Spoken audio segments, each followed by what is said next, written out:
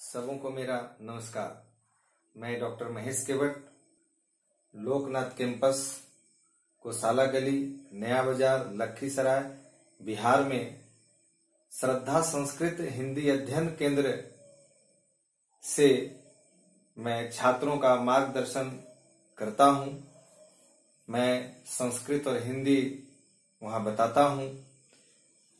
अभी मैं लगातार संस्कृत और हिंदी के छात्रों के लिए संधि बता रहा था, जिसमें मैंने पहले बताया था कि हिंदी में संधि इत्यादि भेद बताया गया, जिसमें स्वर संधि हिंदी में 5 होते हैं, जबकि संस्कृत में स्वर संधि 8 होते हैं। इसके पहले मैंने 5 वीडियो बना दिया 5 संधि पर। आज केवल संस्कृत के छात्रों के लिए है, जबकि वो 5 यण संधि, गुण संधि, दीर्घ संधि, वृद्धि संधि, दीर्घ संधि, अयादि संधि ये हिंदी वालों के लिए भी है और संस्कृत वालों के लिए भी। लेकिन अब जो बता रहा हूं वो 5 प्लस ये जो 3 बताऊंगा ये संस्कृत वालों के लिए है। तो अब जो केवल 3 में बताऊंगा, अभी एक बताने जा रहा हूं जिसका नाम है पूर्वरूप संधि। ये केवल संस्कृत के छात्रों के लिए है, हिंदी में इसकी कोई आवश्यकता नहीं पड़ती है। तो आइए हम लोग पूर्वरूप संधि के बारे में जाने। संस्कृत में इसका नाम है एंगः पदान्तादति। अब इसका हिंदी में अर्थ जाने, क्योंकि अगर संस्कृत में बताऊंगा तो 10वीं वर्ग के छात्रों के लिए परेशानी होगी, इसलिए मैं इसे हिंदी में बता रहा हूं आपको कि यदि पद के अंत में ए या ओ हो और बाद में अ जब मिले तो उस अ के स्थान पर अवग्रह हो जाता है। इस तरह का आप जो चिन्ह देख रहे हैं, मैं पुनः इसे लिख देता हूं। ये एस टाइप का चिन्ह आप इसे कह सकते हैं, इसको अवग्रह कहते हैं, है ना। ये अवग्रह का चिन्ह है, ये अ ही है, क्योंकि जब इसको तोड़ेंगे तो फिर अ में ही बदल जाएगा। तो उसके स्थान पर अ के स्थान पर क्या हो जाता है, अवग्रह हो जाता है। पुनः एक बार सुने यहां कि यदि पद के अंत में ए या ओ हो और बाद में अ रहे तो उस अ के स्थान पर अवग्रह हो जाएगा। अब यहां एक बात और समझने की आवश्यकता है। कहा जा रहा है कि पद के अंत में, अभी तक आपने जो भी संधि पढ़ा होगा 5 जो मैंने पहले बताया, उसमें कहीं पद की चर्चा नहीं थी।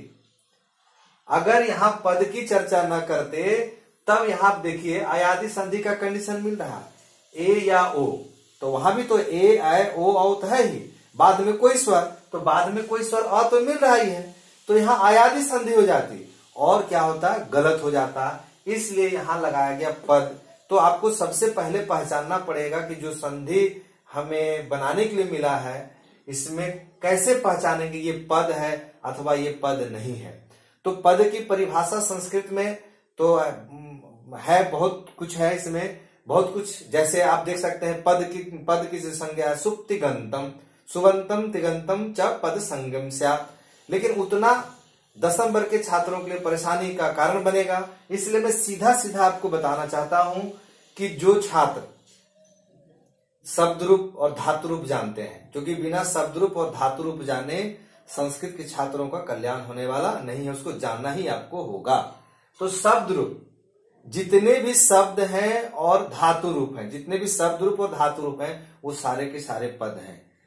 तो वैसे शब्द रूप या धातु रूप में से वैसा कोई शब्द मिले जिसके अंत में ए हो और जिसके अंत में ओ और बाद में अ मिले, यानी ए के बाद में अ मिले या ओ के बाद में अ मिले, तभी उस कंडीशन में हम जो है उस अ के स्थान पर अवग्रह कर सकते हैं, अन्यथा अवग्रह नहीं होगा। तो पद आपने समझा मोटा मोटी, विशेष तो और भी है। मोटा मोटी यही है कि जो भी शब्द रूप और धातु रूप हैं वो सारे के सारे पद हैं। जैसे आप बालक का रूप पढ़िए, तो बालक का रूप आप जब पढ़ेंगे तो बालकः, बालकौ, बालका से लेके आप जाएंगे हे बालका तक, तो उसमें सप्तमी विभक्ति एक वचन में आप रूप देखेंगे, आपको मिल जाएगा बालके। क्या मिला, बालके यहां मिला। अब देखिए यही पद है, क्योंकि यह शब्द रूप का है, बालक का, बालक शब्द का ये शब्द रूप है। तो बाल के मिला, यहाँ ए है। इसके बाद बाल के जोड़ अगर अपी मिला, बाल के जोड़ अपी, तो देखिए कंडीशन जो भी बताया गया पूर्व ग्रुप का वो है। तो यहाँ क्या है, बाल के में क में ए है, तो ए को हम निकाल लेंगे। बाल क में हलंत ए निकला, इधर अपी है। तो ये मैं ए आपको दिखा रहा हूं कि ये ए है, लेकिन यहां इतनी प्रक्रिया करने की कोई आवश्यकता नहीं है, क्योंकि साफ यहां दिख रहा ए है, तो डायरेक्ट हम यहां बदल सकते हैं। यहां कोई कठिनाई है, सबसे आसान ये संधि है। और ये संधि अयादी संधि का अपवाद है, क्योंकि यहाँ पद लग गया है, अयादी का कंडीशन है, लेकिन इस पद के कारण ये अयादी संधि नहीं है, ये पूर्व रूप संधि है। तो यहाँ क्या हो जाएगा, बस अ के स्थान पर अवग्रह केवल हो जाएगा, इसको हम मिला देंगे बाल के पी। इस तरह से आप देखते होंगे, संस्कृत के छात्र जो भी हैं वो देखते हैं, इस तरह से लिखा हुआ मिलता है।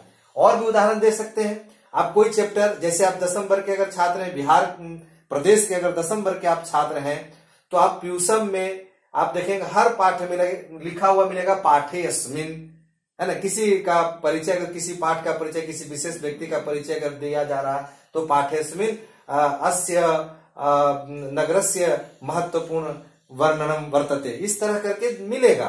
तो पाठेस्मिन को भी हम लोग देखते हैं, तो यहाँ पाठे जोड़ अस्मिन, तो यहाँ आप देखिए पाठे जोड़ अस्मिन, तो यहाँ भी देखिए पाठ पाठे, तो इसका मूल रूप, आप जो संस्कृत के छात्र हैं तो मूल रूप इसका जाने, इसका मूल रूप है पाठ। तो पाठ ये आकारांत पुल्लिंग हो गया, आकारांत पुल्लिंग है, तो अपने पास आकारांत पुल्लिंग बालक शब्द है, तो बालक के जैसा चलेगा। तो यहां भी आप देखेंगे सप्तमी विभक्ति एक वचन में पाठे आता है, तो ये भी पद हो गया। तो यहां भी आप देखें, तो यहां भी कुछ नहीं करना है, एकार मिल ही गया, और बाद में है ही, तो यहां अवग्रह केवल ला देना है, तो हो गया पाठेस्मिन हो गया।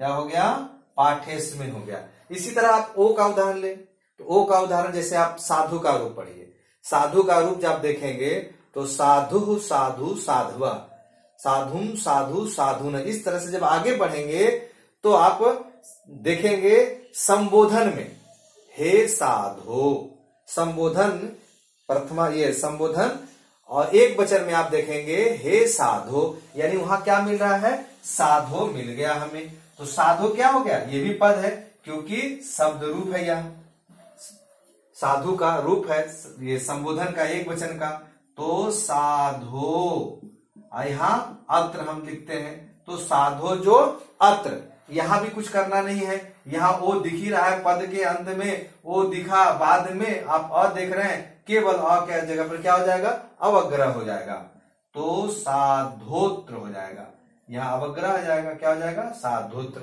तो यह पूर्व रूप संधि समाप्त होता है। इसके बाद में और भी आपको ये पर रूप और प्रकृति भाव संधि बताऊंगा, उसके बाद फिर व्यंजन इत्यादि संधियों का भी आगे मैं आपको बताने का प्रयास करूंगा। जय हिंद, जय भारत।